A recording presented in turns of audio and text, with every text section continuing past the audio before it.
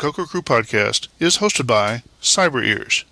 If you are serious about your podcast hosting needs, you should check out CyberEars. Whether you are a podcaster, a radio host, a musician, a narrator, an audiobook author, or simply a school, church, corporation, or anyone else with an audio recording that needs to be hosted or distributed, you should check out cyberears.com.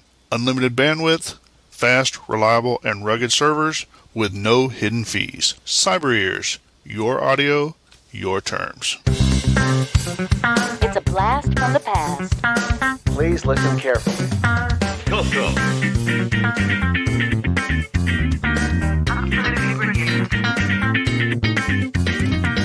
Welcome to the CoCo Crew Podcast. A delicious adventure into the world of retro computing news and information. Featuring the Tandy Color Computer. Hey, you got your CoCo 3 yet? CoCo.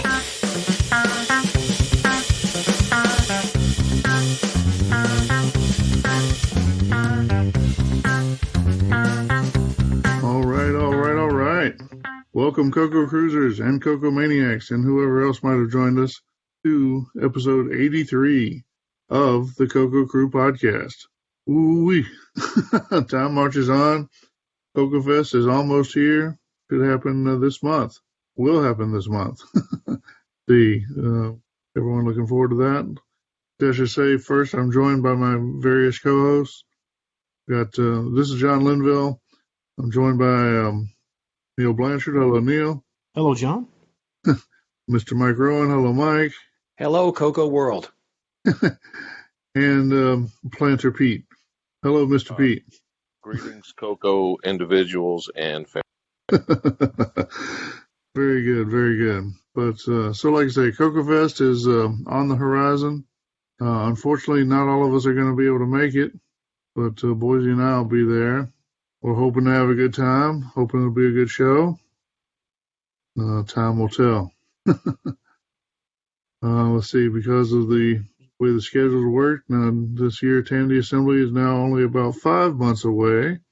We started out about 6 months away from CoCo Fest, and then things happened, and we're pretty much in the same place, and now we're a month closer.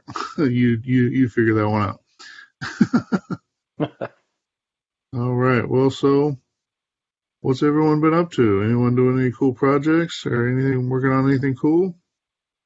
No?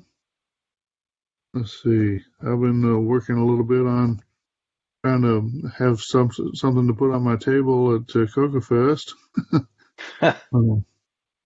Packaging up electronics kits, and still had some cartridge boxes from before. I don't know what else I'll have that's more fun or decorative, but probably just my normal travel gear. But we'll see. You're not flying either. No, I intend to drive because, I really like buying gas. Yeah, well, I can tell you tickets are cheap. Yeah. Yeah, it's pretty crazy this year. I can't make it due to work conflict, but yeah. Well, like I said, it's still a little bit unknown. We're hoping for the best. Hopefully it'll work out well. Anything. So no carpentry projects, Neil? Oh, yeah, always doing some carpentry here. Actually, what I'm doing is I'm incorporating your joystick auto fire into the game. Yeah? Cool. You worked that out? So working on that, yeah. Just looking for a nice, like a nice knob for it, so it'll look good. Cool. For the potentiometer. Cool. Yeah, that was kind of a figured it need to be left to the exercise left to the implementer to some degree, but do include a part that will work, and hopefully it's enough to get most people started. Let's see. Well, what about acquisitions? Anyone bought anything cool recently? Got a bunch of offers, but I hadn't bought much. Let's see. Seems like stuff never stops coming, but no. and I guess that CoCo 3 from Australia was the last thing I got worth mentioning. I did buy, not exactly a retro computer, I guess it's technically a computer, an ASA E6B lightweight flight computer, which looks like, basically looks like kind of a glorified slide rule, but I don't really know how to use it, but looks like the kind of thing that somebody with a bombardier's jacket flying over Germany would have been using to figure out where they were or something like that. You got it for $4. I thought that was worthwhile. So, yeah, not a lot of sell. I guess I'm saving it up for Coco Fest, hoping to pick up some rare treasures there. Don't film me now. Go inside. I need some more stuff. Well, so anyone else? Any other cool things going on, or just want to get on with the show? All right. Well, we'll just get on with the show. So we'll call that an introduction. So hold tight. We'll be back in just a couple of seconds, and we'll have some announcements. Since 1994, Cloud9 has made cool stuff for your color computer. Now Cloud9 is proud to announce the 2 Megabyte Triad Plus memory expansion board. The Triad Plus works in 2 ways. Purchase just the Triad Plus board to expand your Color Computer 3 from 128K to 512K of RAM. Or add the new Protector Plus MMU to access the full 2 megabytes of static RAM aboard the Triad Plus. And the Protector Plus MMU utilizes full buffering to protect your CPU. Unlike previous 2 megabyte memory expansions for the CoCo 3, the Triad Plus operates seamlessly without the need for special patches, configuration, or workarounds. Games like Donkey Kong Remix and Sierra Adventure games simply work without hassle. And the Triad Plus will reduce your CoCo's power consumption and heat generation. The Triad Plus and Protector Plus MMU, only from the innovative engineering of Cloud9. Cool stuff for your color computer. Visit cloud9tech.com for details. All right, welcome back. Now it's time for some announcements. Our first announcement's a little sad. It's actually a news item from The Verge. So Stephen Wilhite, not entirely sure. Oddly enough, I'm not exactly sure how you pronounce his name. But he was the creator of the GIF, and he has passed the surly bonds of this earth and has moved on.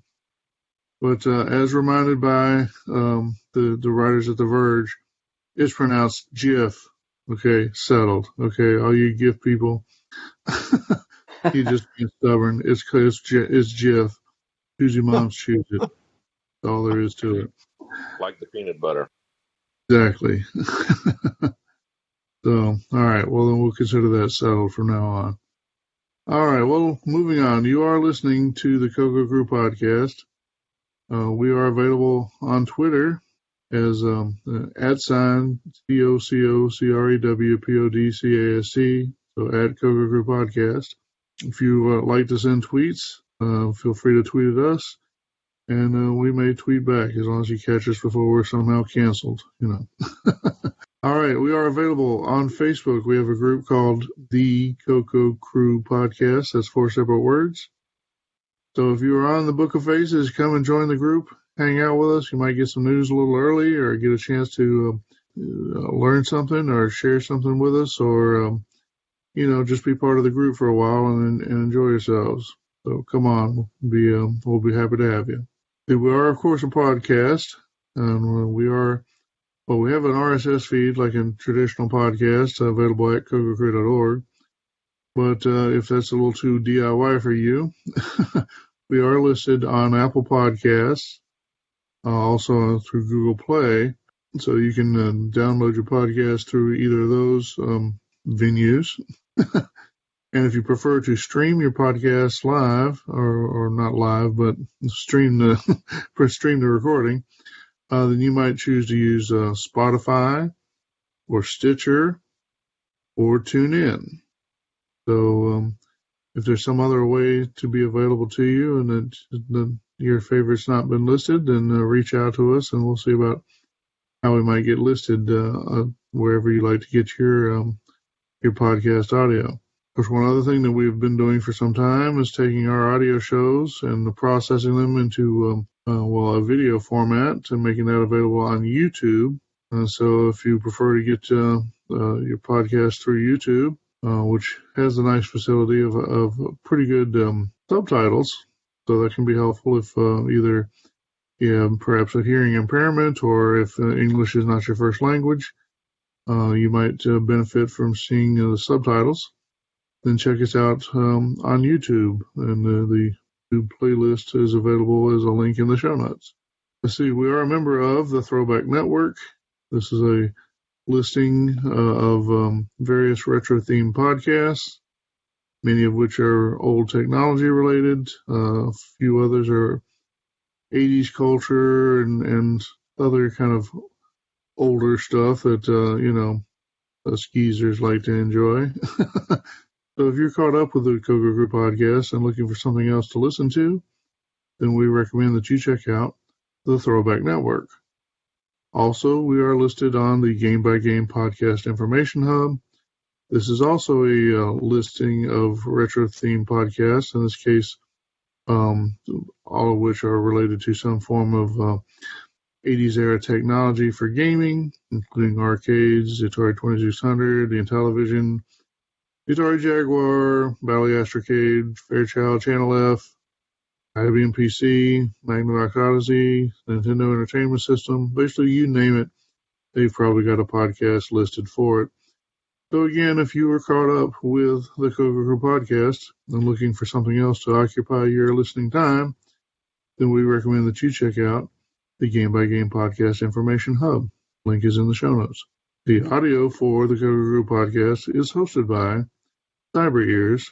So if you have a need to host audio on the internet, whether it be related to your club, your place of worship, your mosque, synagogue, church, whatever you've got, perhaps your own podcast, again, whatever, then we recommend that you check out Cyber Ears, where you will get your audio on your terms.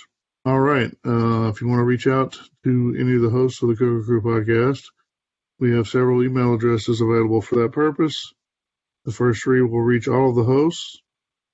So these are show, SHOW, at cococrew.org. That's at COCOCREW.org. We also have podcast at cococrew.org. So that's PODCAST. And also feedback, FEEDBACK, at cococrew.org. And if for some reason you want to send email directly to just one of the hosts, then we have those two available as well. I am available as John, JOHN, at cococrew.org. Neil is NEIL at cococrew.org. Mike, MIKE, at cococrew.org.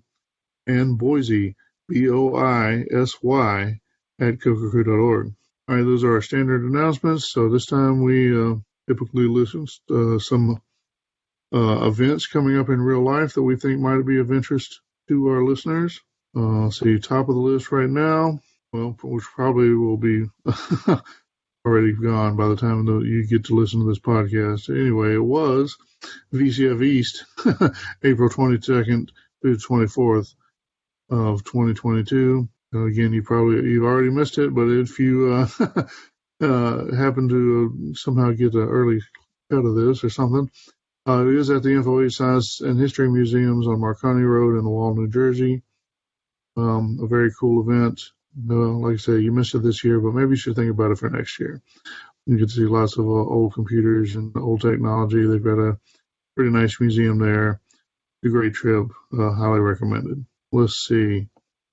Coming up next on the list, again, April 29th through May 1st. Again, so you may have already missed this one. Could have trimmed this earlier. Oh, well. The Midwest Gaming Classic in Milwaukee, Wisconsin. At least I don't have to read their whole thing this time. Anyway, it's a trade show featuring 150,000 plus square feet of retro and modern home video game. It's a highly recommended event coming from Mr. Ron Klein. So if you've already missed it, you missed it, but they'll have one next year. It'll probably again be at the Wisconsin Center in Milwaukee, Wisconsin. Okay, moving on. Coming up May 14th through 15th of 2022. The last Chicago CoCo Fest. They're still calling it the 30th annual last Chicago CoCo Fest. I guess it's their 30th event. Not quite annual since they missed a year due to COVID. I'm not sure what the proper term is there, so I'm just going to let them have it. The 30th annual Last Chicago CoCo Fest will be at the Holiday Inn Chicago, Elk Grove, in Elk Grove Village, Illinois, May 14th and 15th. This is the event from Glenside, held the community together for decades. Been a cool event that we've all enjoyed attending at various times in the past. Some of us will be there this year. Maybe you will be too if you are. Stop by and say hello to me and Boise and whoever else is there. All right, so should be a cool event. All right, so here's a new one on our list. June 24th through 25th of 2022. This is called Boat Fest Retro Computing Festival. This is an event being held in Hurricane, West Virginia. The organizers of this event are Boat and Aaron from the CoCo show and let's see, what are their other shows called? They've got a Z Spectrum show, and they were the Amigos, I guess that was their original show that kind of started it off for them. We've had Aaron on the show some time ago, had an interview with him. Nice fellow. Haven't had Boat on, haven't met him. He's been on some other shows where apparently he'd been talking to some people who didn't like us too much and may have let that influence his opinion a bit. It happens to all of us. So maybe someday we'll meet him and clear all that up. But anyway, if you're in the West Virginia area and around June 24th and 25th, then you may want to check out this probably the biggest retro computing event in the West Virginia area, certainly on that weekend. So go and check it out. Hope you have fun. They do have a schedule listed with the gaming tournaments for Amiga, ZX Spectrum, CoCo, Atari ST, Atari 8-bit. And then it looks like they're going to do some live recordings of their various podcast variations. So, have fun if you go and let us know how it turns out. Very cool. See, where am I? Okay, coming up. So that was June 24th. This is now July 15th through 17th. We have the Southern Fried Gaming Expo. This will be held in Atlanta, Georgia at the Marriott Renaissance Waverly. Let's see, Southern Fried Gaming Expo features more than 300 arcade and pinball machines, dozens of new and retro console systems, a massive tabletop library, RPGs, wrestling, music tournaments, a vendor expo, exciting panel sessions, guest speakers, and so much more. Game all weekend at SFGE 2022. My understanding is this is also going to incorporate a Vintage Computer Festival Southeast, as it has done in the past. So, if you're in the Atlanta area or otherwise in the southeast part of the United States, looking for something to do in July, then I can't help but recommend that you check out the Southern Fried Gaming Expo. All right, coming up July 19th through 24th of 2022, we've got Kansas Fest, which will be both in-person and remote. Not sure what the balance of that will be, but this is the Apple II event. In a lot of detail, or maybe too much detail, I can't read it. Link is in the show notes if you're interested in going. It has traditionally been a good event, lots of Apple II stuff. If you don't like Apple II, you're probably not going to like it. And don't worry, the Apple II stuff does wash off. So, all right, let's see. Moving on. I have one. This next one was recommended from a listener. He got an email out of nowhere saying, "Hey, what about this event? Classic Game Fest, the biggest retro gaming event in Texas, July 23rd to the 24th, 2022." Location, enjoy 70,000 square feet of retro video games and fun at the Palmer Events Center. Overlooking Lady Bird Lake and the downtown Austin skyline, the Palmer Events Center is conveniently located only a short walk from many hotels, restaurants, bus stops, and my personal favorite, bike rental stations. If you ever see me on a bike, offer me a ride somewhere.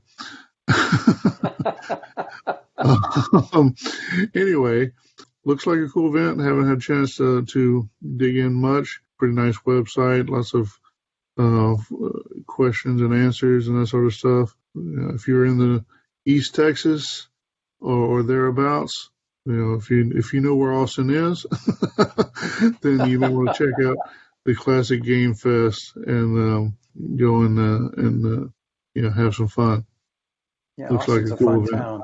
Yeah, very cool. Very nice. Let's see. Moving on. Okay, going on to August 6th and 7th, VCF West. VCF West is for everyone: computer geeks, families, children, students, collectors, IT professionals, curious onlookers. It'll be held at the Computer History Museum in Mountain View, California, which is worth a visit in and of itself. So if you're on the West Coast of the United States, come for that the end of that first week of August or so. Then we recommend that you check out Finnish Computer Festival West 2022. All right, let's see. Now to the big event of our list. This is the one you need to go to. Make your reservation because the hotel does fill up. We are talking about September 30th through October 2nd, 2022, Tandy Assembly. Let's see.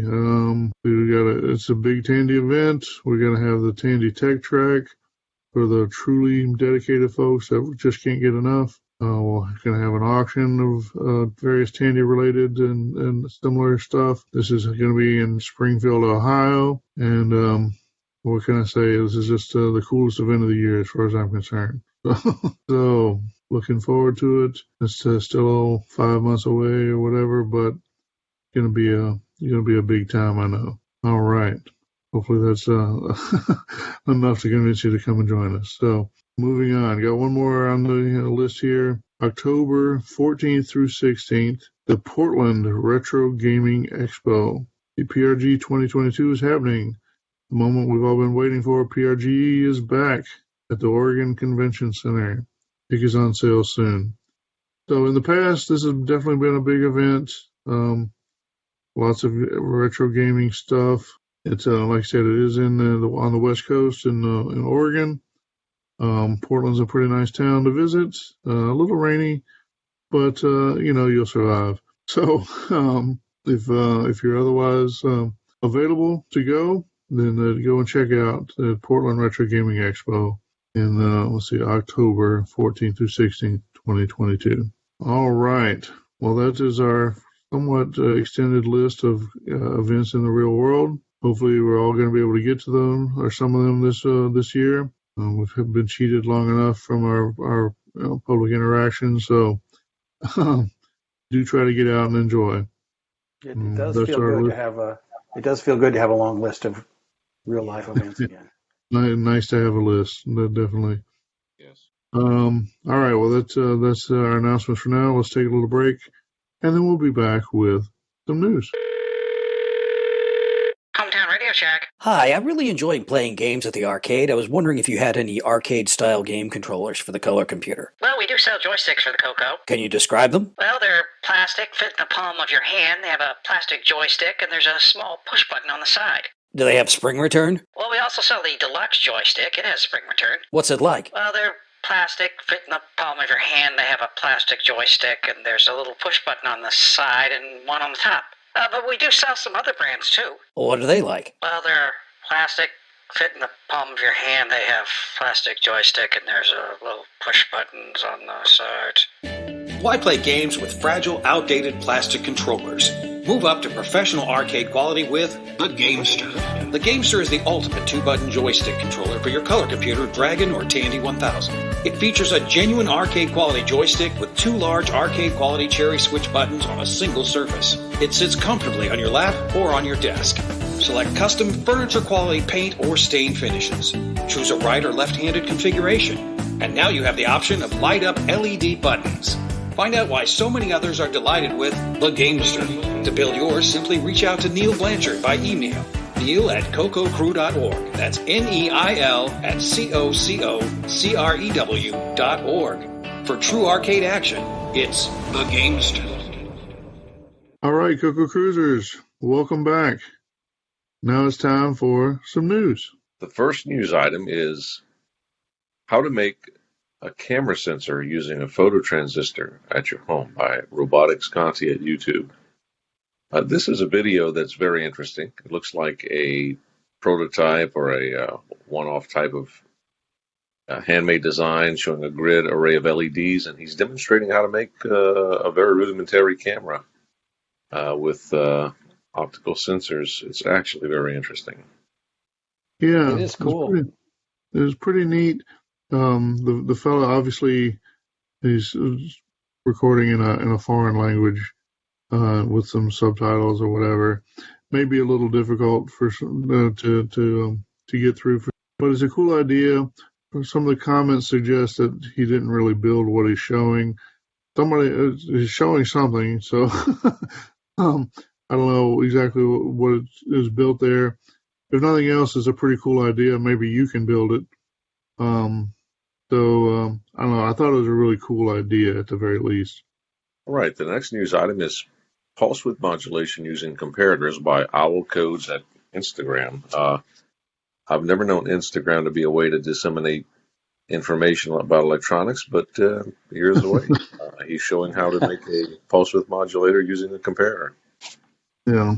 So it was pretty neat, and he could suggest some like almost like encoding, ways that you could change the signals around a little bit. Pretty neat. Like I said, Instagram probably not the best way for that kind of stuff, but he does put a lot of stuff on there, so I guess who am I to judge? Anyway, just a neat little, snippet of information. Thought people might enjoy it. Very nice. The next news item is Monkey Shine version 1.0 by Richard Kelly. This is a Facebook post about a game called Monkey Shine, and it looks like he has a disk image. I don't know if this is a new game or an old game. John, do you have any insights? Not particularly. He has a pretty long description. Yeah, it's based on an Atari 2600 game, right? Right, that's what it looks like. Yeah. So I think he's done some of his own interpretation on the theme, I think is what it amounts to. But I don't know, like I said, it's typical Richard Kelly. He kind of drops in and gives us a disk image of a game or whatever. Give it a try, see if you enjoy it. If you're not, then I'm sure he'll give you a refund. Yeah, it looks fun. All right, the next news item is still having fun with keyboards. No nests of wires under this one by Nick Brisvac. This is I guess for lack of a better word, a homegrown keyboard with nice raised keys on the CoCo 1. It looks like a few keycaps are missing, but he goes on to explain that this is somewhat of a little project that he's been working on in the comments. Looks like a nice little keyboard. Yeah, it looked pretty good. So I think we had some earlier stuff from Nick that he's done a couple of keyboard projects, and I think there was one, if you recall, that looked really kind of professional or whatever on top, and then partway through he flips it over and it's like a rat's nest of wires. So I think that's what he's kind of joking with us about. Yeah. But pretty cool. Nice to see. Nice to see somebody have something they're interested in and then just explore it. And it doesn't necessarily have to be, everybody's got to have one or whatever. It's just he's just having fun and satisfying his own itch. It's kind of cool. That's it. Yep. Nothing wrong with that. Absolutely. The next news item is Intel at 50, erasable programmable read-only memory by Intel Newsbyte. This is an interesting article on the Intel Newsroom website. Intel itself is talking about this. It's talking about the introduction in 1971, I think, of the EEPROM. Wow, 1971. That was 1 year after I was born, so that kind of gives you an idea how old this thing is. Amazing. Well, it was cool because it kind of was a result of a mistake or whatever. They just serendipitously, found something that didn't quite work, but thought, hey, that could be useful. And then figured out how to make it even more useful. Pretty cool. Yeah, this is great history. I like it very much. The next news item is I've added the Play Now feature to the games and educational software of the discs section in the archive by Guillaume Major, and it looks like a Facebook post that Guillaume has made with I see Donkey Kong, Chrono Rift, and Space Quest. Looks like you can play these games what, right there in an emulator or something from your web browser, John? Is that the case? That's my understanding, yeah. Yep, pretty cool. That's incredible. Wow. They've had something similar at archive.org for a while, but I think that's where they actually recompile into JavaScript or something like that. I think here he's actually starting a precompiled emulator or something. Slightly different, whatever. And the same effect, you get to play it. It's pretty cool. That's pretty cool. Neat. Good work. It'll really make it easy for lower the barrier of entry for people to try out these games on virtual CoCos. Yep. The next news item is a short text-based game I made many years ago based on a character from a scary movie by Dan Larson. This is a Facebook post. Dan has a couple of screenshots and a disk image called Freddy.dsk. I can only imagine this is probably a Freddy Krueger game. Yeah, I think so. I didn't play it, but it sounds just cool. Like I said, people release their creations, and we like to give them some airtime when we can. Very nice. That is nice.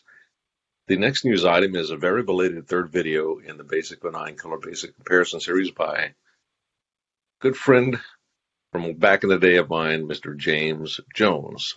James posts a Facebook post, and I haven't looked at this yet. This is actually to a YouTube video that should be very interesting to watch, based on the Civ of Eratosthenes and looking at basic and color basic runtime comparisons.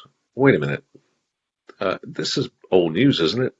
Well, I think it's a new video. I see March 13th on the date of the video. So, or the date of the post, I should say. Maybe he just added a third video. Yeah, I think it's like you said, a recently added video. But I'm really eager to figure out if Color Basic pulls out. With James. Yeah, exactly.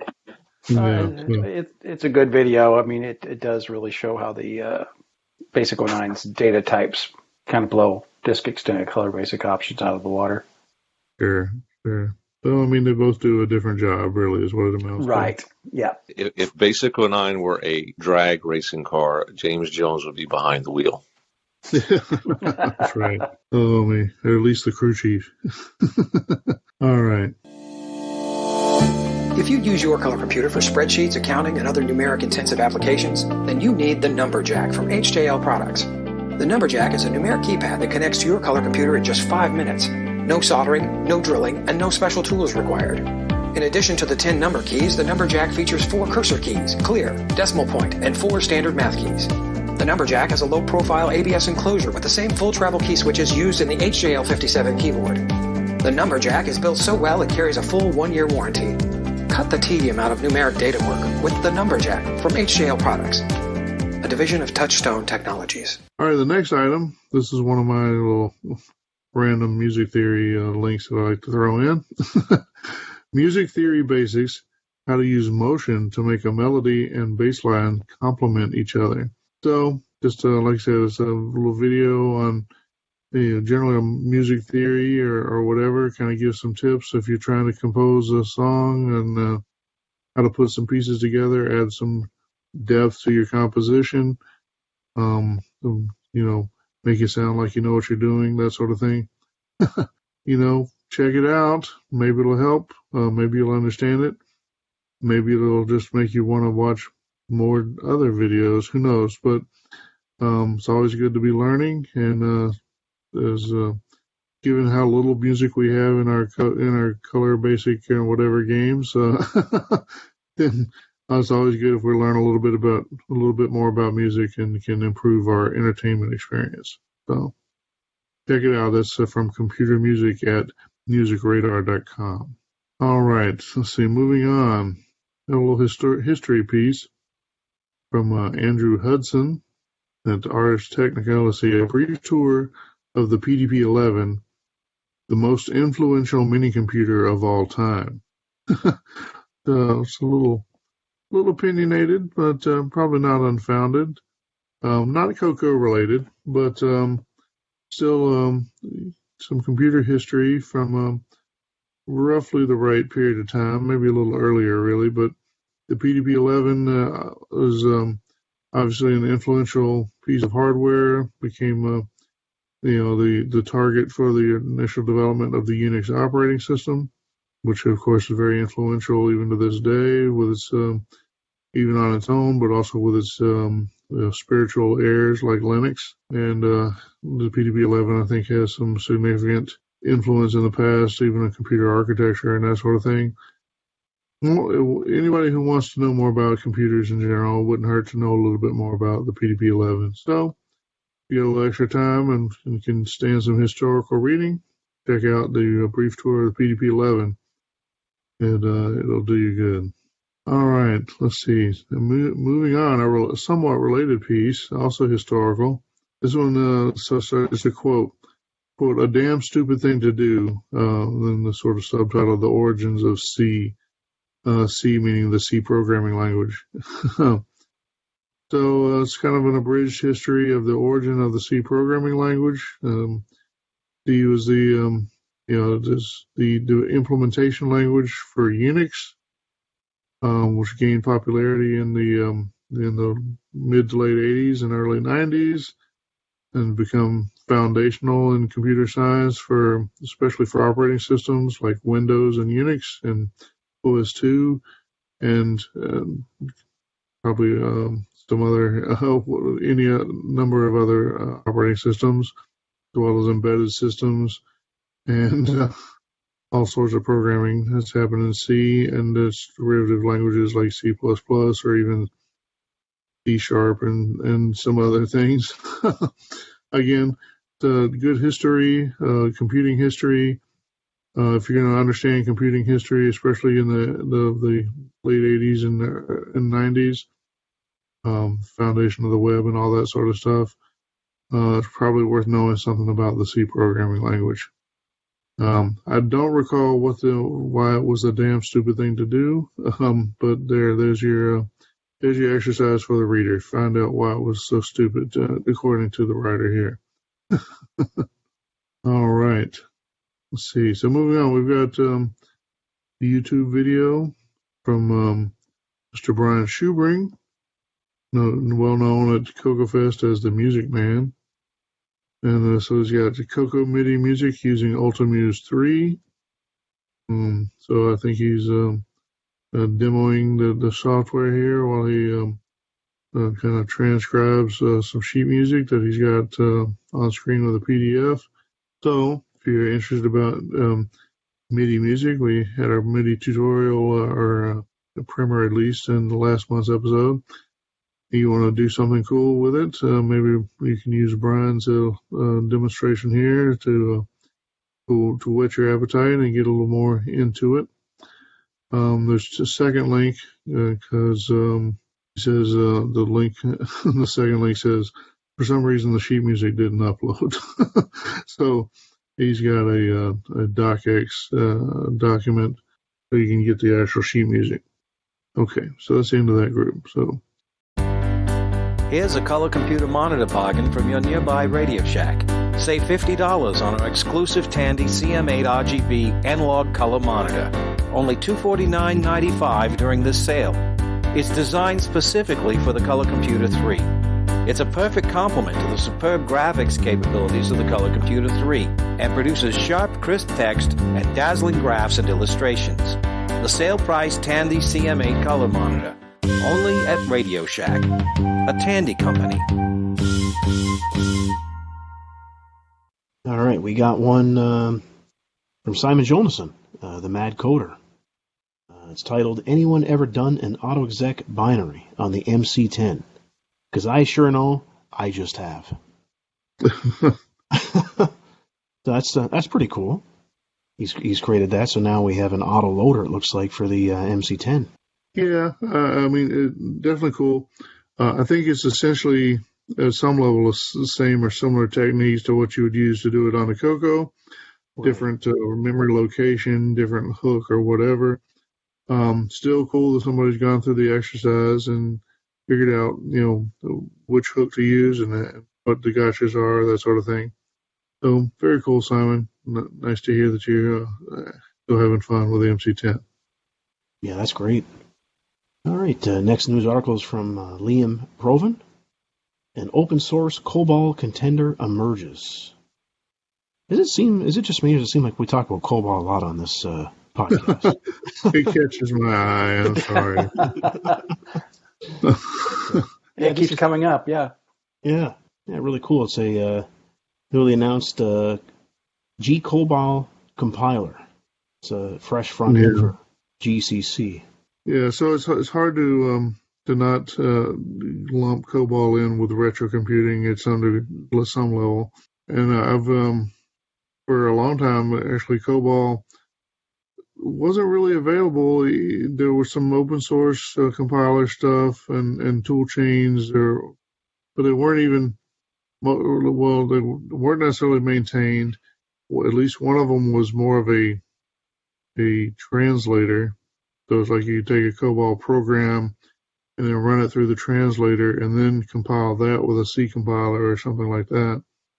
Just fine, but it was a little weird, So I understand this one actually plugs in to GCC and you actually can compile the COBOL programs. I haven't tried it myself because I'm not a COBOL programmer. But if you are, try it and let me know how it goes. Yeah, sounds good. All right, next news article is from MIT Technology Review. This is kind of cool. Video games could be serious tools for historical research. Yeah, so I think that's talking about strategy games like war games sort of thing. Yeah, mention the different strategy games. And probably a lot cheaper than actually having real little wars. And safer. That's kind of cool. Yeah. Yeah, it's definitely interesting. I just thought it was going to be Oregon Trail. Everybody dies. Yeah. Guess it's too predictable in that game. Speaking of predictable, the next item there. Oh, yeah. Our next news article is from Rick Adams. Who knows how to generate a random maze now? This guy. And looks like he's done this in BASIC here. He's on a BASIC kick lately on the CoCo 3. That's cool to see. You can see he's got a little video or picture here of his big maze drawn on the screen. And it just generates random. Yeah, very cool. So one of those at some point everybody thinks. I think everybody wants to do a maze generator at some point. So now Rick's had his turn. So very good. Yeah. And extended BASIC at that. Mm-hmm. Yeah, there's a link to his GitHub page here, too, on the Facebook article if you're interested. Yeah, very cool. Is this you? Oh my God, I've got 40 pages to print! Tired of waiting on a slow serial attached printer? End the waiting with Blue Streak Ultima, the ultimate serial to parallel adapter. Wow, I'll have this report ready in time for the meeting. Just connect Blue Streak Ultima to your CoCo's built-in serial port and connect the other end to any printer with a 36-pin Centronics-compatible parallel printer port. Blue Streak Ultima works with any version CoCo. 7 switchable baud rates, 300 to 19.2. Select the desired baud rate with the easy-to-use selector knob. No jumpers, no hassle, just faster printing. Try it on your system for 30 days, risk-free. If you're not totally satisfied with the performance of Blue Streak Ultima, return it for a full refund. Blue Streak Ultima comes with a 1-year warranty and costs just $39.95. Blue Streak Ultima, the ultimate serial to parallel converter. All right. I'll take the next one. See, got a link from Gustavo. I'm not sure how to pronounce the last name. I'm guessing it's spelled a lot like Shoemaker, but it's an N instead of an M. Assuming that's not some sort of typo, I guess it would be Gustavo Shoemaker or Shoemaker. Sure. Gustavo, if I'm messing up your name, please send email and tell me how to say it. Anyway, Gustavo says, writing a CoCo joystick to USB converter made with an Arduino Leonardo. So Obviously, the Arduino is a well-known and popular electronics hobbyist platform. Great way to get a fairly cheap and reasonably powerful small computing platform that also is pretty good for doing actual physical stuff, like, interfacing with resistors and capacitors and all kinds of little things like that. And like I said, it's for some, there seems to be a demand for hooking CoCo joysticks up to modern PCs. I don't quite understand it. I guess it has to do with playing emulator games using real CoCo joysticks. That part makes sense, at least. But yeah. So anyway, here he is. He's basically solving the problem. I think Leonardo may have been the first of the Arduino platforms that had a USB, actual programmable kind of USB interface versus just a serial port or emulated serial port over USB. So anyway, which allows you to create actual USB style, USB applications, which is what he's doing here. And so I guess he's reading the CoCo joystick, the potentiometers, translating that to the protocol used to represent joysticks over USB, and Bob's your uncle. Very cool. I'm sure that is handy for anybody wanting to do, like I said, CoCo joysticks on the emulator. And hopefully people will be able to figure out, how to get that wired up and put it to good use. Next one is an article from Make magazine, making an open face silicone mold, from Eric Grable. I think that's how it's pronounced. Pretty cool. I included because this is similar to how I did my original hand molded cartridge cases for the first physical release of Farfall. Actually, I did an open face mold in that case, which has is easier in some ways and has its own problems on the other side. And thought it was worth taking a look and see what he's doing. And anyway, pretty cool, interesting, I think. And if you ever wanted to mold something, make it out of plastic, this is basically how you do it. Very cool. All right. Next item, this link comes from Tom Halwerda, who's got the OS News website. Bit of an opinion piece here, I think. This text cult of thinness needs to come to an end. Talking here about how, cell phone makers in particular, maybe some other device makers, are kind of obsessed with making things thinner and thinner and thinner, and down to the point that they've gotten so thin, their things are light and nice, that's all, but they're so thin that actually gives you less capacity for battery, so it actually kills battery life just by not being able to have a big enough battery in your thin case. That plus, the device becomes thinner, they're going to have a certain amount of less capacity for physical damage or whatever. So, I don't know, not exactly a retro computing topic, other than the fact that retro computers are pretty sturdy unless you hip them. But,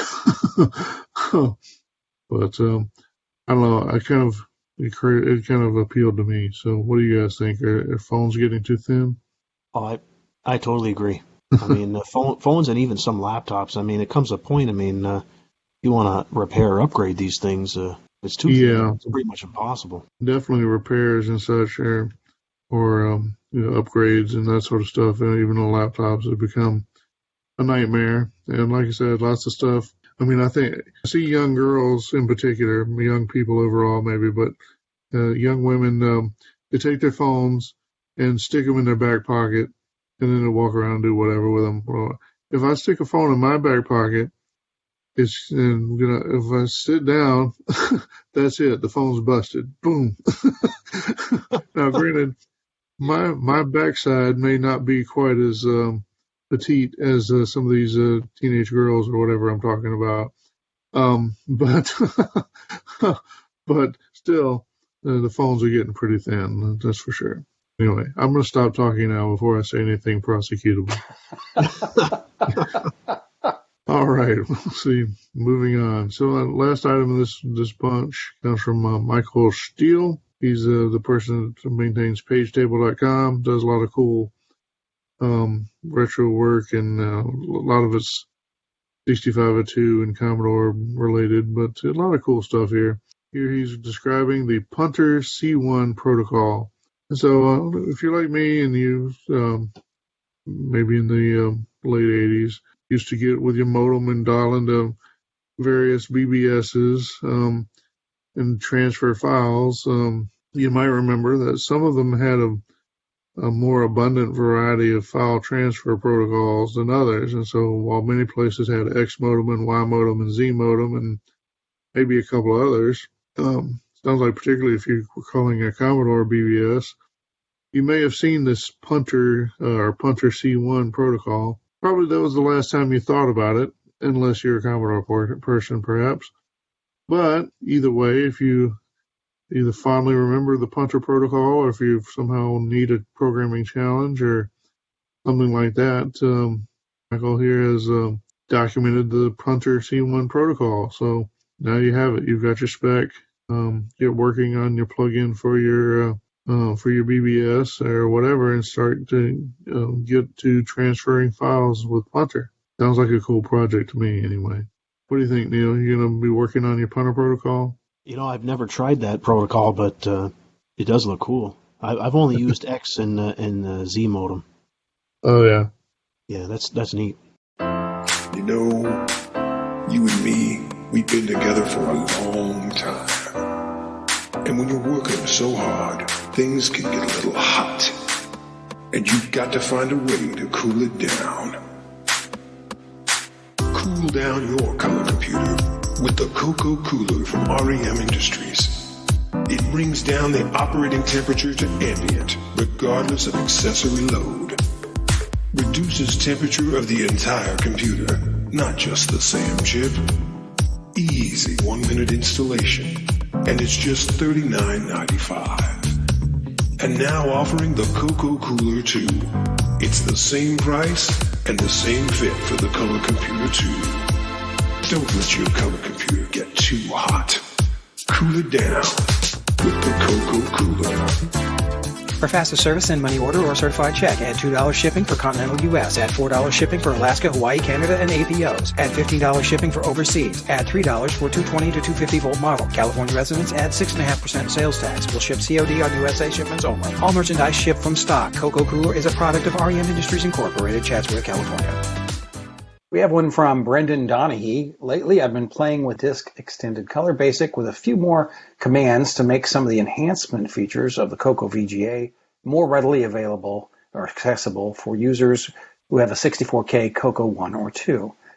So Brendan, of course, is the creator of the Coco Vga, which gives you a VGA interface for Coco 1 or 2. It's a really cool product. I've got one. I know a few of us have them.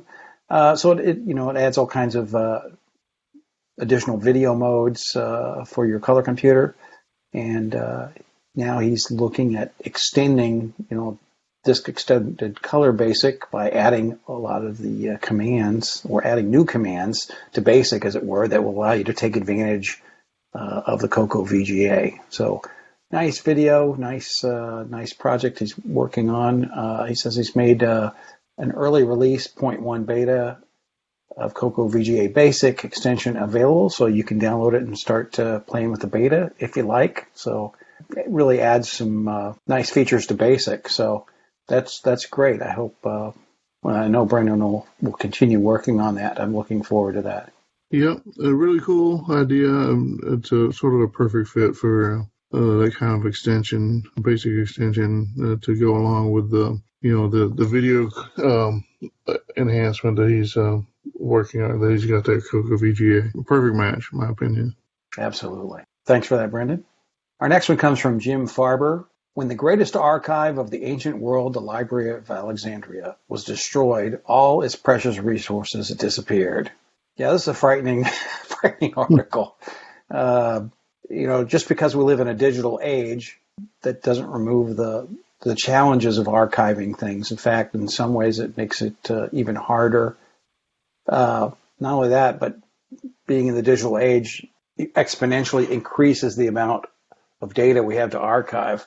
So, I mean, this article just talks about those issues and, the challenges of, you talk about a place like archive.org, for example. What's it like to have to, replace storage continuously as the technology changes or, prevent things from wearing out? It's almost like even, whether it's the ancient world or the modern world, it's always kind of like spinning plates to keep this stuff from being destroyed.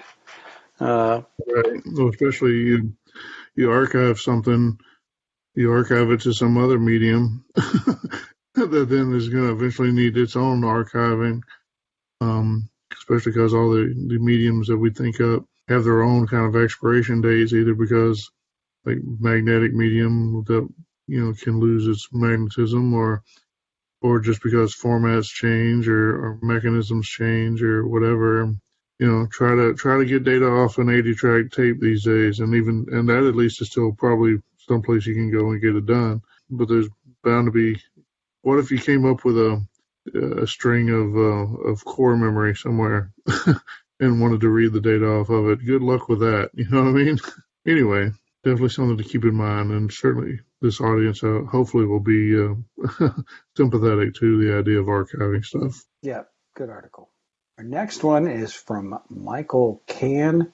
Russia's war in Ukraine results in bombing of retro computer museum. Of course, the war over there is tragic, and war destroys a lot of things. And in this case, it had a retro computing museum that had a very large collection of many Russian and Eastern European computers. Sad to see, but if the other things of a tragic war didn't get to you, then maybe this will. Yeah, right. Well, I mean, like you said, it's sad, certainly to our audience. Hopefully nowhere near as sad as so many other things that we've seen come out of Ukraine in the past few weeks. But like you say, it doesn't make it, less it's not as important as those things, but it's not unimportant either. You know what I mean? So it's still history lost to us, and one more cost to a tragic war. Absolutely. We have one from Paul Ripke. I present my own clone of Wordle for the CoCo 123 in BASIC, which I started a couple of months ago after wondering if it could be done. Yeah, include that, Paul. Is a little too late to make our mega Wordle last episode or whatever, but I still kind of thought it sort of extended the zeitgeist there. Pretty funny. No shortage of Wordle games for the CoCo. Not anymore. New from Dicom. It's Paper Route. Deliver newspapers to your customers, but break their windows or damage their property and lose subscribers. I'm sorry. But earn points for breaking windows and damaging the property of non-subscribers. Avoid pedestrians, Cascade kids, cars, and maybe even a mad dog. Paper Route requires 64K and a joystick. From Dicom. All right, next news article up here for me is from Mike Rayburn.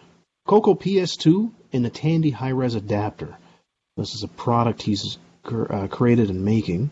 And I think it's actually ready to buy now. I'm pretty sure I've seen a few of these sold, or I think his first batch sold. Yeah, I think it might be available or have been available by now, but yeah, still pretty new. That's a link for his Facebook listings, but I think on the Facebook page you can, in the group there's a link to the sales, if I'm not mistaken.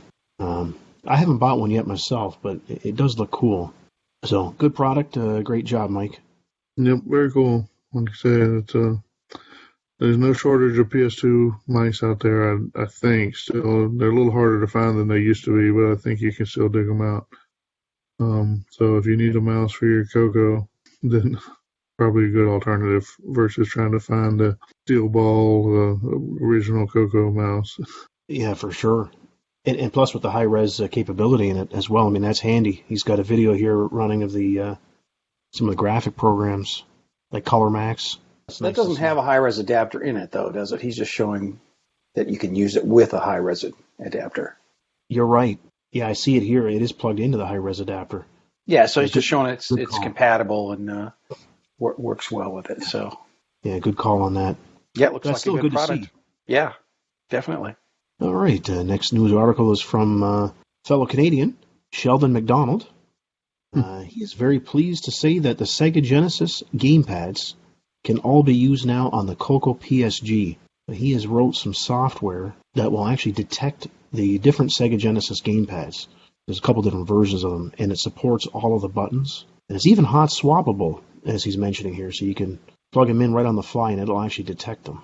That's cool to see. If you have a CoCo PSG, you might want to check this out. Yep, it's pretty cool. That's one nicety of that piece of hardware. It's got those ports available, and you can flip all the bits and do all the timing and stuff that's necessary to activate and or use all that Sega Genesis gear. Pretty cool. Yeah, that's good to see. All right, next news article is from Pi X Imperfect. It's a YouTube video, and it's titled "Stop Using JPEG: JPEG versus PNG in Depth." So it's a video describing the differences between JPEG and PNG image formats. And looks like it goes right. It's very in depth here. Yeah, it's like I say, a lot of information. Not for everyone.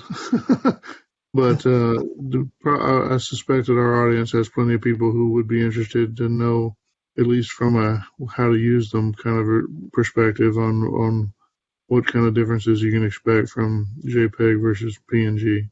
So, worth taking a look. Yeah, that's great. It's pronounced JPEG. All right, next news article here is the tweet from Lemuel Lies. Yeah, that's kind of a joke. Well, it's a cool title. Last month I did the unthinkable and finally threw out that box of unloved cables that I've dragged with me throughout adulthood. And he says, today I realize that I need one of them and I have no idea how to find a replacement. Consider this a warning to you all. Yeah. Yeah, so I don't know about you guys, but I definitely have at least one box with all kinds of cables. And on a good day, if I flip through them, I can say, oh yeah, that's a lap link cable, and that was a SCSI cable, and that was a SCSI cable, but only for the Amiga, or something like that. Right. I'm actually so bad that I've actually try to do a little house cleaning around here once in a while, and I've actually had a few cables in the actual garbage. And at the end of the day, I pull them back out of the garbage and I put them back in the box. And then that one day, 12 years later, when you actually need one of them, you are completely confident you did the right thing. That's it. Despite the 75 pounds of other cables that you will probably never need. Exactly. Your Tandy color computer is powerful, but it's plagued with one problem: clunky expansion. Bowtech Instruments has the solution: quality hardwood cabinets for your color computer. Eliminate that mess on your desk by transferring your computer components into a single elegant case. Our beautiful wood cases have room for your color computer motherboard, disk controller, 2 half-height floppy disk drives, and an additional 5x7 board, such as an 80-column card. Each case is precision milled in our factory and includes a high-quality switching power supply for all of your color computer components. Each case includes a matching hardwood keyboard enclosure for your color computer keyboard. Stop fighting the mess of cables and adapters that take up all of your desk space. Make your system shine with a new hardwood case from Bowtech Instruments. Cases are available in your choice of hardwoods: oak, maple, cherry, walnut, and teak. Another quality computer product from Bowtech Instruments, Utica, Michigan, USA. All right, Radio Shack, the company that continually reinvents itself. We have Radio Token is backed by the 100-year-old brand Radio Shack. You can get in early. So if you're into cryptocurrency, I'm reaching for my wallet now. That's right. Why wouldn't you trust Radio Shack, the company that's around for 15 minutes every couple of years? Oh, sad that it's come to this. Oh well. Anyway, couldn't resist the news item there. If you're a big success in cryptocurrency, well, feel free to write me a check. But I'm not one. Let's put it that way. All right, this next one is from Great Big Story at YouTube. Why the world's best mathematicians are hoarding chalk. I'm glad you included this one because I had read about this some other feeds as well. But it's an entertaining video. But it talks about a specific kind of Japanese chalk that mathematicians just adore. That it's the best quality, easiest to write with. And for a profession that uses chalkboards extensively, that's understandable. Yeah.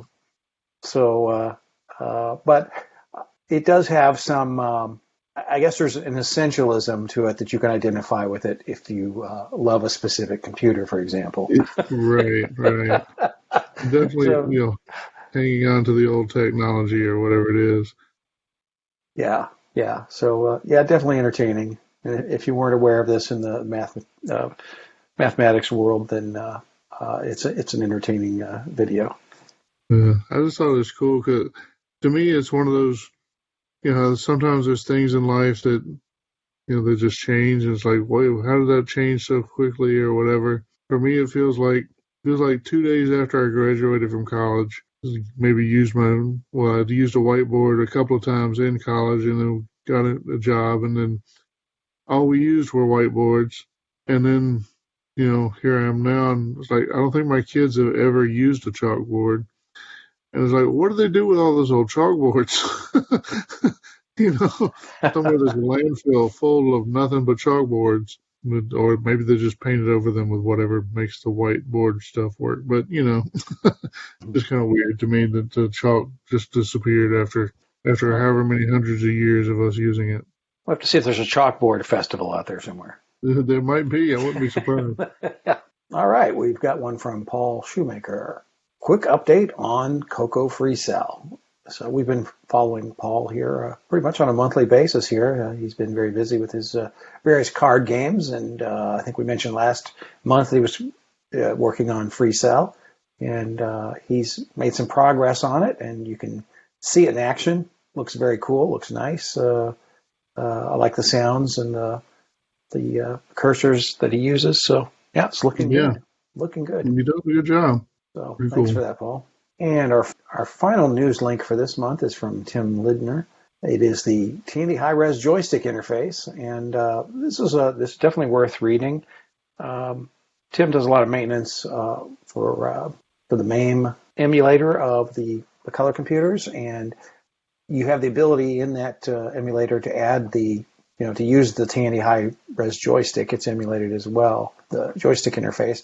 But there were some bugs reported or differences between, how it's reported to work versus how the actual high-res joystick interface works in real life. So this is another instance where sometimes you have to go back to the real deal, which Tim does. And this article is just more in depth about the actual physical high-res joystick interface,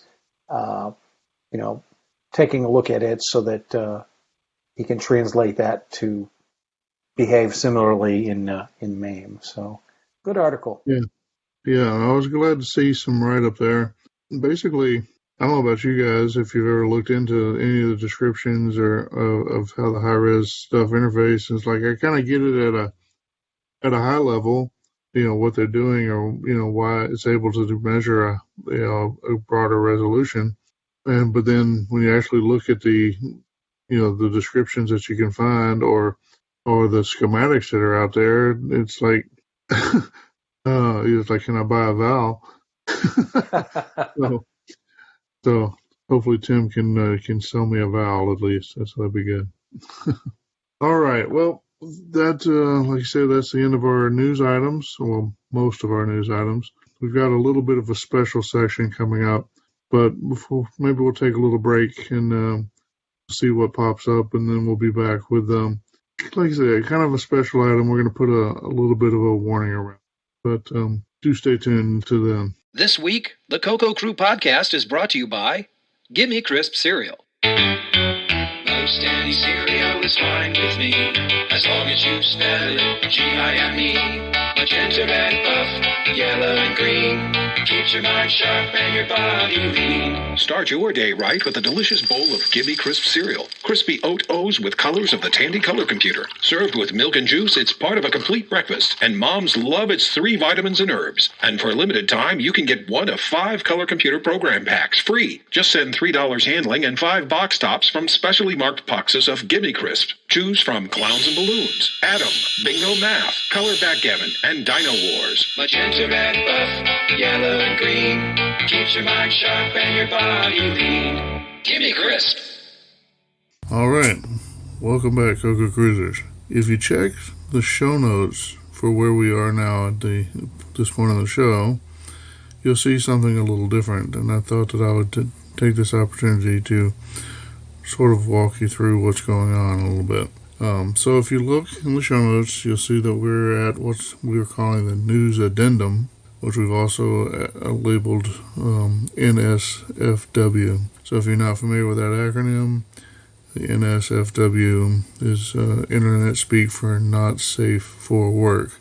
So the radio show here, the podcast, should be fine if you're listening around other people. But the series of links that are included in the show notes, those aren't really safe for work. So you may want to save those until you get home. Also, if you border on what someone might call prudish or otherwise proper, if you are, not comfortable with, so shall we say, somewhat raunchy humor, then you may want to just skip this whole section, or certainly you may just want to skip looking at those videos. But if that applies to you, then again, refer to the show notes, find the timestamp for the feedback section, and then feel free to use the fast forward capacity of your podcast listening application, and just skip this whole section and don't worry about it.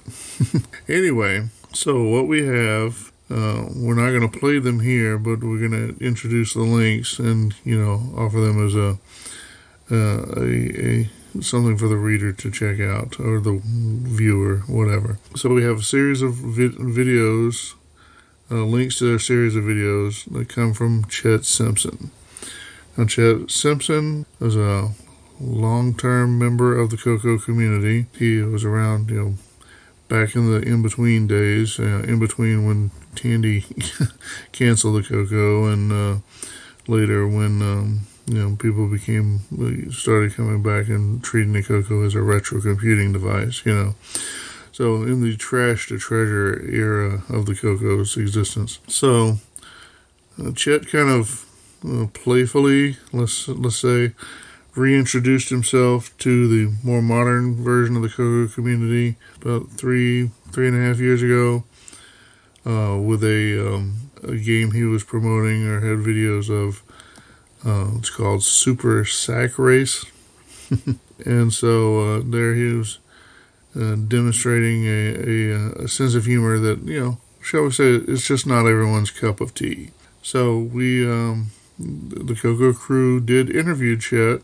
If you wanted to see that interview or listen to that interview, it's available in episode 44 of the CoCo Crew Podcast.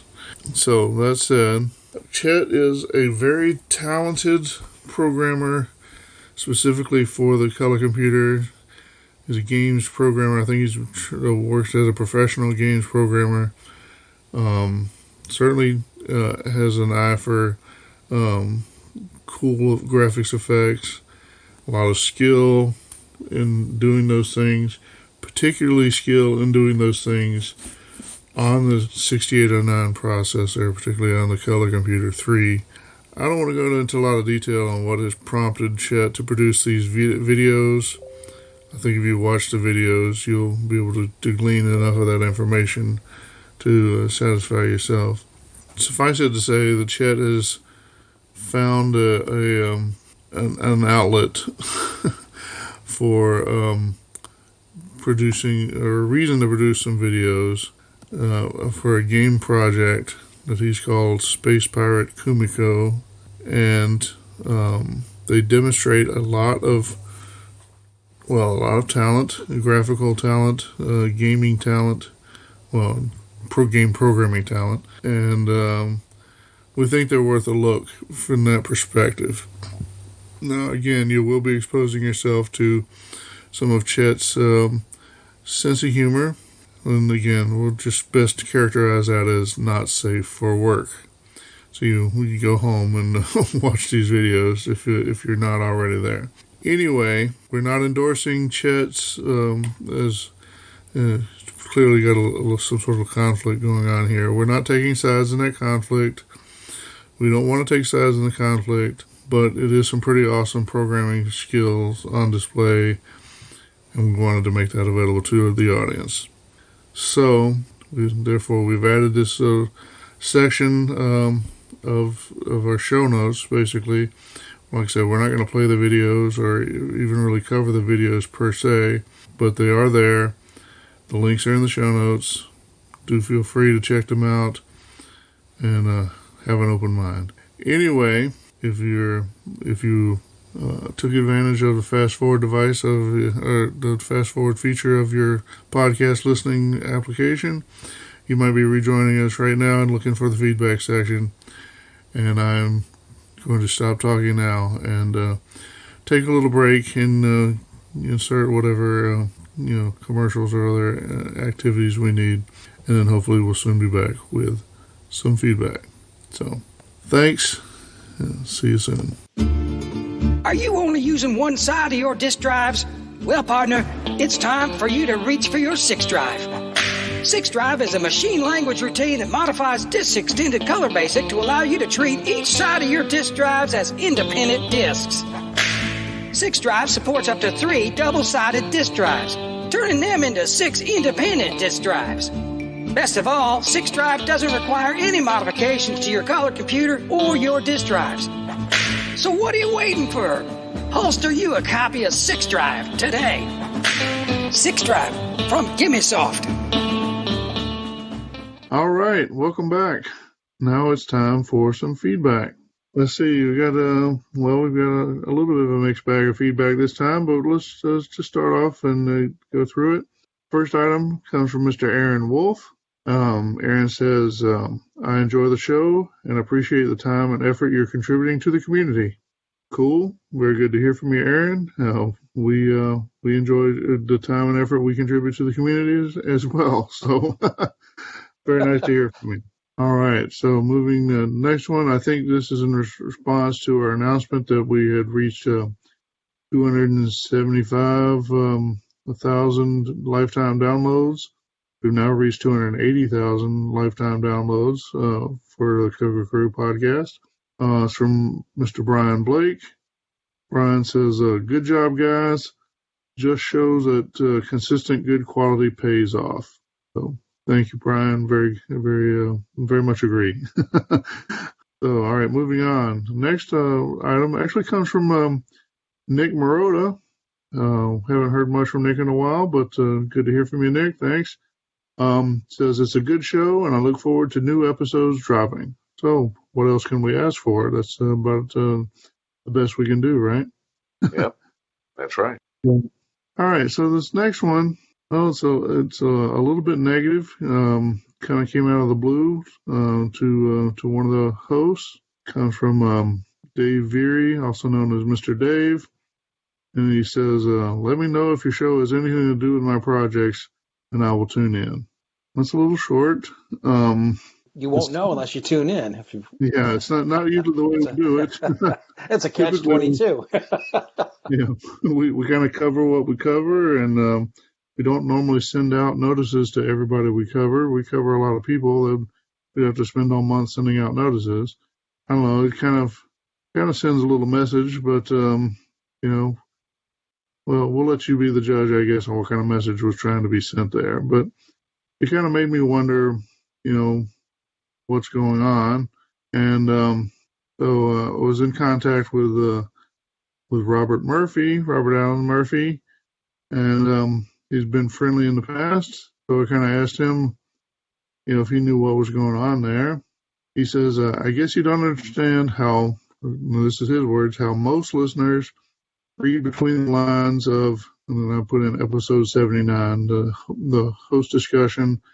That was the host discussion we had about why pay someone else to do their hobby, where we kind of mostly came down fairly negatively on Kickstarter, on not negative against having them, just that we typically don't support them. Anyway, so he says, listeners read between the lines of episode 79 host discussion about why anyone would do Kickstarter to know you meant Mr. Dave. From Robert Murphy. That is simply not true. We were not targeting Mr. Dave. Turns out Mr. Dave had some sort of Kickstarter that was running about that time. I didn't know about it. Certainly wasn't thinking about it. Certainly not the target of our discussion. We weren't trying to down Mr. Dave or his Kickstarter. I don't know anything about it. I don't know if it... I mean, there's really nothing else to say. We weren't talking about Mr. Dave. That's it. There's nothing else to say. So it's kind of, so people draw conclusions, I guess. And, sometimes people think that you're talking about them when you're not. I suspect that says more about them than you, but, whatever. So I'm just going to leave that there and going to move on. So the next feedback comes from a definitely friend of the show, Mark Marlette. And he was kind of aware of some of our feedback we were getting. He says, I get crazy emails as well. We are all doing good things, and then but the world and ... just kind of drifted off into something about, I'm sure you can imagine, the world is a crazy place or whatever. So anyway, kind of a, don't let the turkeys get you down or something like that. I think it was the point Mark was trying to make, and I think that's what we're just going to have to go with. Next item comes from actually Nick Morentis, talking about Neil's review of his game 0 Hour. He says, thanks for the positive review of my game 0 Hour. It was a very well done and informative review. And I'm not saying that because it's my game, but I genuinely think it was well done review. It was a well done review, and Neil's voice is good to listen to. Thanks. Well, very nice. Thank you, Nick. Good feedback. We all enjoyed listening to Neil. You did a good job, Neil. He does a thorough job on reviewing games, and I think you did a good job. So very nice. Okay, so moving on, our last item of feedback comes from Paul Shoemaker. He says, I appreciate the kind words on some of my card game projects. I do enjoy writing card games. A smiley face. Well, no doubt, I'm sure that certainly shows. Paul, you do a good job writing card games. It's good to see them. So I'm glad someone's out there doing their thing and enjoying it. And, well, what else can we say? So that's all of our feedback for this month. And so we'll now take another little break, and we'll be back with, the rest of the show. If you're a fan of the TRS-80 color computer, then you won't want to miss CoCo, the colorful history of Tandy's underdog computer from CRC Press. Follow the evolution of the color computer from the early beginnings of Project Green Thumb and Videotex terminals to the CoCo 1, MC10, CoCo 2, and CoCo 3. Follow the rise of Rainbow Magazine, Microware, and the CoCo community at large. Get the inside story from Tandy engineers, constantly challenged to reduce cost and increase capability. If you own a CoCo, you should own this book, CoCo, the colorful history of Tandy's underdog computer, written by Boise Pete and Bill LaJudas. Available now at Amazon.com. All right, CoCo Cruisers, CoCo Maniacs. Welcome back to, I think our favorite part of the show. We're going to have a little discussion among the hosts. And our general topic is going to be about programming on the CoCo. And it's kind of a twofold question this time. It was sort of started as two ideas. We're going to bend them into one. So the kind of the opening volley is would more or maybe better programming languages being available for the CoCo, would that give us more CoCo programs? We do pretty well as it is with assembly language and, C and Pascal and different forms of BASIC and, whatever. But if we had other, other languages, we had Fortran or some version of Python or whatever else, would that give us more programs? And then that sort of suggests the second question: if we had a new programming language, especially if it's something more modern, would that more modern programming language need the commonly available or more modern runtime or library access that we're used to in writing programs on the PC or the Mac? Would we need some version of that on the CoCo to make writing those programs interesting or worthwhile? So kind of a two-pronged question. We kind of go together. So while everyone else is sharpening their opinions, I'll do my usual first take here. I'm not entirely sure that we would have more CoCo programs just by having more languages. Maybe any given language might have one or two people that would decide to try that one and give us those one or two programs. But if you're only going to write one or two programs in a given language, you're probably not going to write very big or interesting programs in them. Your mileage may vary, but we already do pretty well with people writing assembly language programs or basic 09 programs or the various others that exist. But I mean, we still have even more languages already. Like we don't see a lot of Forth programs. We don't see any pilot programs. We don't see a lot of logo programs. So there already are a few other options available, but people aren't writing programs in them. But taking the step beyond that, we do have, for example, with the one thing that is available that's a fairly modern language we've covered on the show in the past, not recently, but there is a Java implementation out there that will target the 6809, even the CoCo. Nobody uses it, but is that because you can't run all the Java runtime libraries that people are used to as web developers or whatever? I mean, I guess that could be the answer why. In my opinion, it's really cool that you could write in Java, and I'm kind of ashamed that I haven't been, writing and toying with Java on the 6809. But I think if you did produce something without all those common libraries, it would be equally cool, maybe even more cool than if you did the same thing on a PC. But anyway, that's where I'm thinking. That's where I'm at. I'm thinking on this. But hopefully there's some other opinions out there. Who wants to go first? Neil? Well, I mean, my opinion, I think the big draw for the CoCo is assembly language. I mean, I'm not a programmer, but that'd be my draw. I mean, pretty much with any of these retro computers, just getting right down to bare metal. I guess it all depends on what you're trying to create as well, kind of program, because the resources aren't really, you don't really have a lot of hardware power for high-level languages. Sure. Well, I mean, there are some languages that were popular back in the day, but on other computers that I've thought might be worth implementing for the CoCo. One that comes to mind from the Atari world is called Action. It's fairly simplified language that I think could run on the 6809 pretty well and bring a lot of benefits of a more modern or higher level language, not unlike, say, C or an advanced BASIC or something. But I think it would be cool and it could be pretty enjoyable. Well, I think you'd really have to sell it to somebody to then get them to write any programs, which is part of what's kind of delayed me from doing it. It's like, I don't want to kill myself implementing the language, then just to have it languish there and only I write anything in it.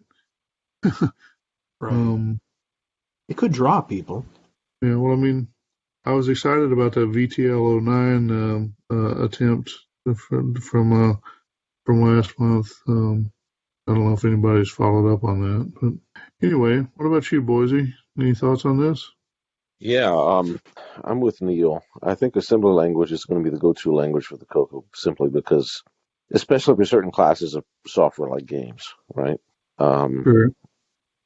Programming languages in general on the CoCo, I mean, we've had C for a long time, and there's different experimentations with different cross compilers for that language. We have Basic 09 and Basic. I think any additional programming languages really are just more academic at this point. Sure. The challenge of getting a programming language to generate 6009 assembly, or because ultimately that's what it's going to generate, or to generate some other intermediate code representation. But it eventually has to turn into 6809 assembly in order for it to run, right? So, or interpret it somehow. But at some point, it has to be 6809 assembly. Languages on the CoCo at this point are academic. It's more for the pleasure of learning programming languages, learning a specific language or technique or implementation or any of that type of thing. But for the practical use of a programming language on the CoCo, I would say assembly language is tops. And I would go further to say that cross-compiling or cross-development is the way to go. We are beyond the point where we have to do C compiling on the CoCo itself, which is somewhat undesirable. Academically, to try to squeeze a compiler on a CoCo and all of the hoops you have to jump to get it to run on a small model footprint, that's exciting. It's neat to watch. From a practical point of view, I think that we should focus on cross-development tools, cross-compiler tools, and making the best use of current modern computing resources. If we're going to use a high-level programming language for the CoCo, to make best use of current technology that can really do all of the heavy lifting of optimization to create the best possible compact program, something that really can't be done in decent time on a regular CoCo. So I guess saying all that, programming languages are academic for the most part, and the most practical way of doing everything is in assembly, or in some cases C. Yeah, I think that's probably true. And like you say, most other languages would be largely academic, because somebody might play with them because they have an interest in that language from the past, or they just want to try something out, or whatever. So I guess that's the answer to the question. I mean, it's hard to see what language you could bring out from the past or from nowhere and suddenly have a lot of people flock to want to try it. Which is kind of where I'm at. I do agree. Yeah, I do agree that cross-compiling is what makes sense to me. Some people do seem to love the notion of compiling, on the CoCo or whatever. I don't really see where that buys you very much. And if that buys you anything, it would have to be, you'd have to be using a language from back in the day, one that already exists. Might buy some satisfaction of the technical challenge. Right. Yeah, so anyway, haven't heard from you, Mike. What do you think? Well, I think, I don't know that we need more programming languages, or that is necessarily going to do anything other than there's nothing wrong with having more languages. Better is kind of subjective depending on what you're doing. I don't know. I guess we've talked about. I mean, we've seen pretty impressive results. Is it CSPOC? Is that the name of the C compiler? What is the name of that C compiler? CMOC. Yeah, CMOC. Sorry. Yeah, the CMOC compiler has caught on to a certain degree. That's had some popularity because of its C roots, be more like modern C. And I tend to agree.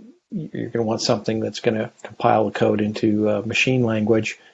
Maybe we could turn this around a little bit and say, well, what are the barriers? If we don't have a lot of people writing programs, what are the barriers? And I think a big one is tons of people that would love to sit down and write assembler code, right? And even 6809 assembly code is not too complicated to grasp in and of itself, at the processor level. I think big barrier comes in when you start having to navigate the memory map and dig through, mountains of documentation to figure out how do you do this on the CoCo with a specific, how do you set up a gimme to, do MMU functions, and how do you control the color palettes, and how do you talk to the mux to enable sound? All these things take a great deal of time to figure out and work with. And for good or bad. It's not the language so much as it's the hardware. We have to understand how the hardware works, how the computer itself works. Right, and there's not like one source or one place to go to understand all of this. That's a challenge. And I don't know, maybe we need more open communication and education about those things before we can expect to get more people programming the CoCo. So theoretically, if someone picked a language or whatever, they could customize the language either through adding libraries or actually changing keywords or whatever, depending on the language. And they could kind of build out all that environment for all the things that you think you might want to do, right? They could add a keyword for setting the MMU, or they could add a keyword for setting a color palette or whatever. Now, who's going to do that? I don't know who's dedicated enough to want to put that much effort into it.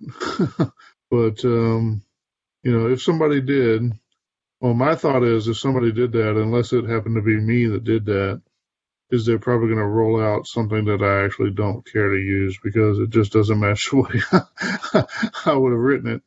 I suspect a lot of people that are professional level programmers probably feel similarly to that and probably don't want somebody to babysit them on all those things, which is kind of gets back to where Neil's talking about is like the people who really want the challenge of writing the software probably at some point also had the challenge of I want to learn the assembly language. And so maybe trying to make it to where managers could write software for the CoCo. Where dummies could write software for the CoCo. Where anybody could write software for the CoCo. Maybe just takes all the challenge out of it. I don't know. Maybe it's just a lost cause then. I don't know. Sorry, did I cut you off, Mike? I'm not sure if you had somewhere else you were going. Oh, well, the only thing I was to add was that we do have good examples. Like Basic 09 is a great language, and sure. It's a shame more people don't write in it. And as far as libraries go, I've used it. You can use the C libraries within Basic 09, and I've used the Mike Sweeten graphics libraries inside of Basic 09 to do some pretty cool stuff. Now, is it as quick as machine language? No, it's not. So that puts some limitations on it as well. But it's, being a hobby and everything, it's hard to know what I wouldn't say give up hope for anything, but I don't know what the secret sauce would be to get, critical support for one thing or another, because it is subjective in the end, right? It depends on what you want to do and how you want to do it and, the hassle factor. So I think there's also a level with machine language, kind of this concept of it's hard to learn. So, I had to go through that. So you should have to too. Right. You got to pay your dues, in other words. Sure. And I'm not saying that's wrong either. I understand it. It is. It takes a lot of brute force work and trial and error and to figure it out for yourself, right? And I don't know if you can really adequately document that, because for anything you do, there's more than one way to accomplish it, right? It just depends on your particular application, what you're doing. Sure. Still, I do think it comes back down to your original point of, the language itself, whatever you pick, is probably not going to be that difficult. It's mostly about knowing which number to put at what location in memory to get the green bar on the screen or whatever it is you're looking for.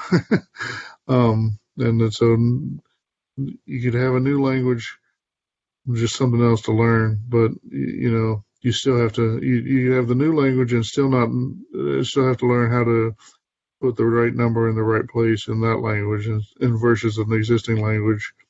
Yeah, it's not clear that the new language is going to help anything, I guess, is what it gets down to.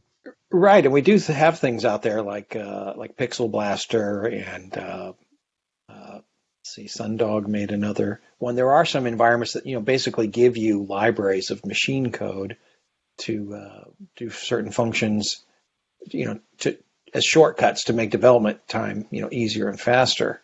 But we don't exploit those either. Maybe in the end, it's just too specialized for people to want to invest a lot of time in it. It's something that they can't really apply in the real world.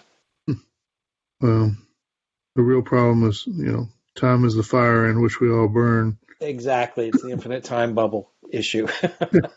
So, just need more time. I could do a lot more stuff. But anyway, I kind of hinted at it a couple of times in the episode. I found it in the show notes for last month's episode, talking about the VTL09 link from David Weens.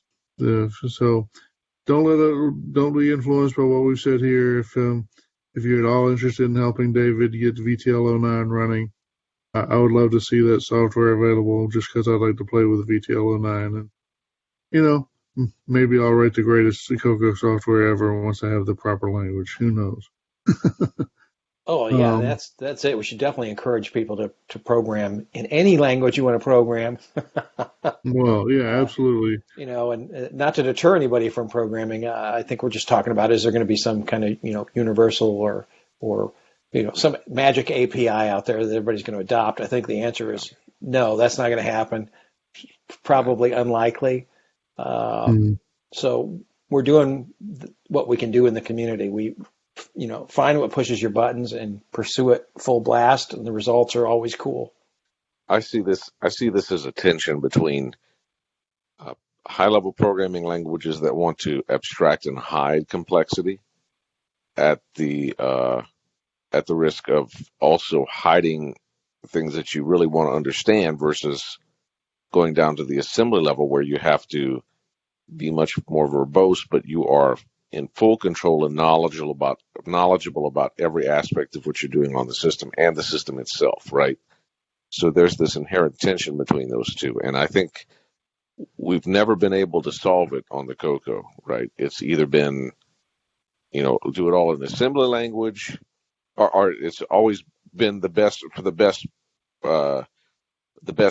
The golden path is do it in assembly language. That way you understand what the processor is doing, and you understand the environment in which you're working in, right? Or do it in a programming language like C, where you can get more bang for your buck per line, but then some things are opaque to you in terms of, graphics libraries that may hide how a palette is being manipulated or what register is doing what inside of the gimme or something like that. I guess I just see that as inherent tension, and it's not a problem that's easily solvable, and it's certainly not a problem that is going to have one solution for everybody.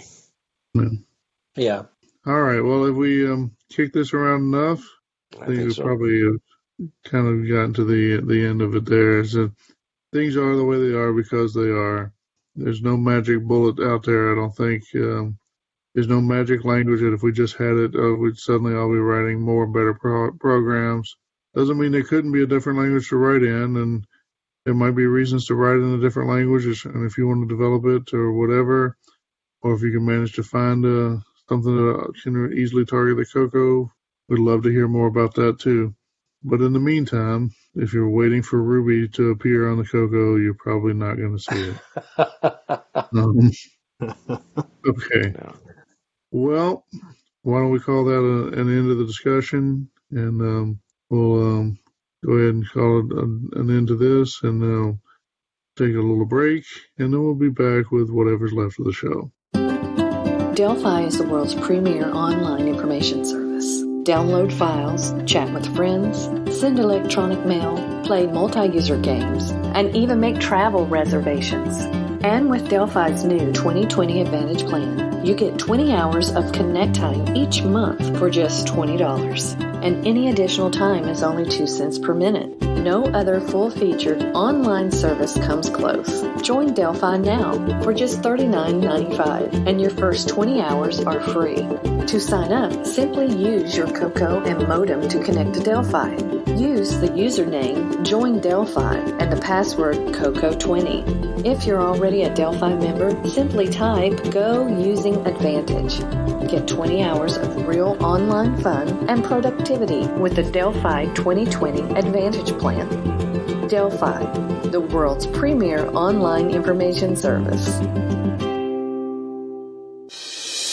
This month in CoCo history. Welcome to This Month in CoCo history, where we explore events in the life of our favorite home computer. I'm Boise Pete, and this month we turn the page back 32 years to 1990 and a plethora of OS 9 goodies for the color computer. Page 119 of the April 1990 issue of the Rainbow magazine features a half-page ad from Alpha Software Technologies out of Slidell, Louisiana. This ad showcases a considerable number of hardware and software offerings for OS 9, which by then was the established operating system for the CoCo. The ad debuts with the COM4, a 4-port serial port pack for $124.95 that teams up well with OS 9 Level 2 BBS Release 3.0 for $29.95. This BBS software powered many bulletin board systems back in the day and contained keyword searching of files and a great sysop feature. Next is Presto Partner for $29.95, a RAM-resident productivity program that includes a calculator, calendar, phone book, and can even dial your phone numbers for you with the modem. Level 2 Tools for $24.95 gives you a host of useful command line utilities. Disk Manager Tree for $29.95 lets you navigate your directory structure with ease. Multi-Menu for $19.95 lets you create your own pop-up menus. Warp 1 for $34.95 is a full-featured terminal program, and the Zapper for $19.95 lets you scan and fix file system issues and recover lost files. Alpha Software Technologies was the brainchild of Keith Alfonso, a software entrepreneur who is still active today. And that's This Month in CoCo history.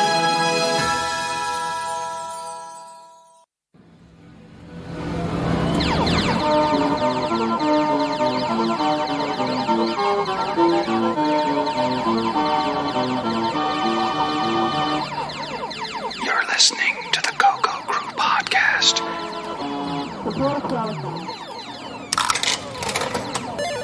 Welcome back to Neil's Corner on episode 83 of the CoCo Crew Podcast.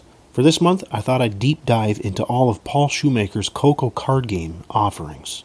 For those that might not know or remember Paul, he was the guy who brought us Dungeon Crawl back in 2019. One of the really cool things about Paul's CoCo card games is he offers them in a variety of CoCo hardware support, such as standard CoCo 1 and 2, a CoCo 1 and 2 with CoCo Vga installed, and of course, CoCo 3. It's definitely great to see more support for the CoCo Vga, as a lot of us I'm sure own one. And who's kidding who? It's just awesome to see enhanced graphics coming from a CoCo 1 or 2. Paul has really been on a roll lately, releasing these card games. Here's a list of his offerings that you can download and enjoy right now from the Color Computer Archives website. Poker Squares for the CoCo 1 and 2. Poker Squares for the CoCo 1 and 2 with a CoCo Vga installed. Poker Squares for the CoCo 3. Now, he also has an updated version called Poker Squares Standard Edition and Deluxe Edition.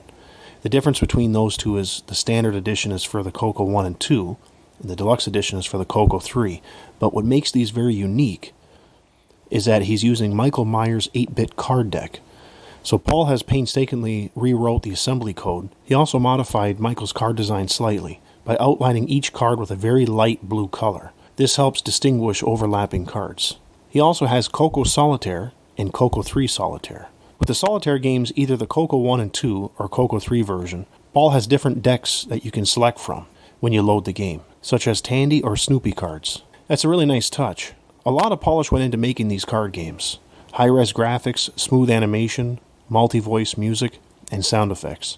Paul is in the works right now creating Freecell for the CoCo 1 and 2 and the CoCo 3. The updates he's been posting look incredible. Great work, Paul. Thank you for creating these fun card games for us to enjoy on our CoCo. Well, there you have it.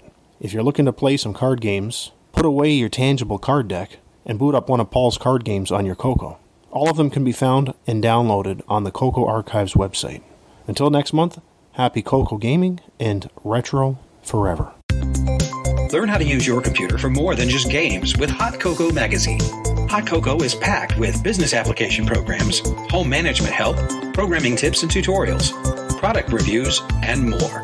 Subscribe for just $24.97 for 12 issues. That's 30% off the newsstand price. Let Hot Cocoa show you how much time you can save with your color computer. And save even more time with Instant Cocoa, the cassette version of Hot Cocoa Magazine, containing all of the programs that appear in the issue. See the latest issue of Hot Cocoa Magazine for details. Hot Cocoa, available at fine retailers everywhere. Well, it's that time again. We have reached the end of the podcast. Episode 83 is now complete. As usual, I'd like to thank our host, John Linville, for procuring all the news articles and providing us with informative tech segments. Mike Rowan for painstakingly editing the podcast and creating those fun commercials. However, I am filling in this month for him, so if you hear any audio errors, that's on me. Boise Pete, our CoCo historian. He remembers it, so you don't have to. Last but not least, all of you who support and listen to us each month. As proven in this episode, we really do like hearing your feedback, whether it's positive or negative. Until next month, happy CoCoing and retro forever. It's a blast from the past. Please listen carefully. CoCo.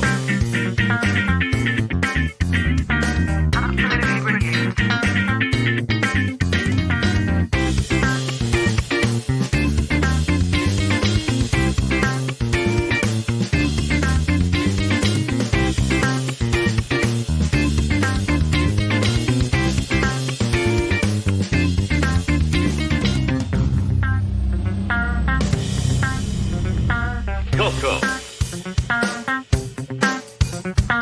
CoCo. CoCo.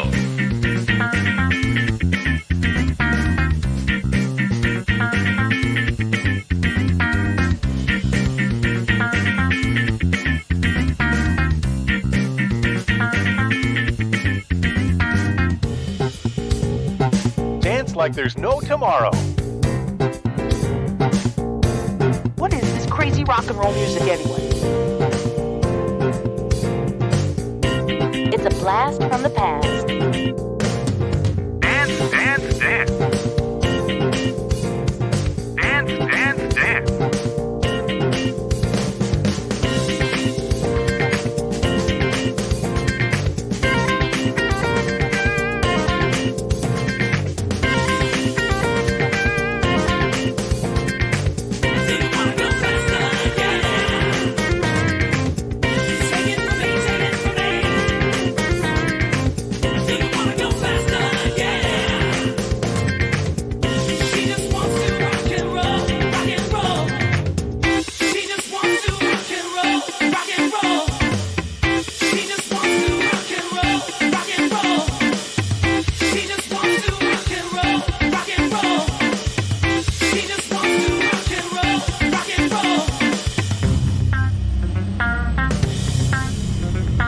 CoCo.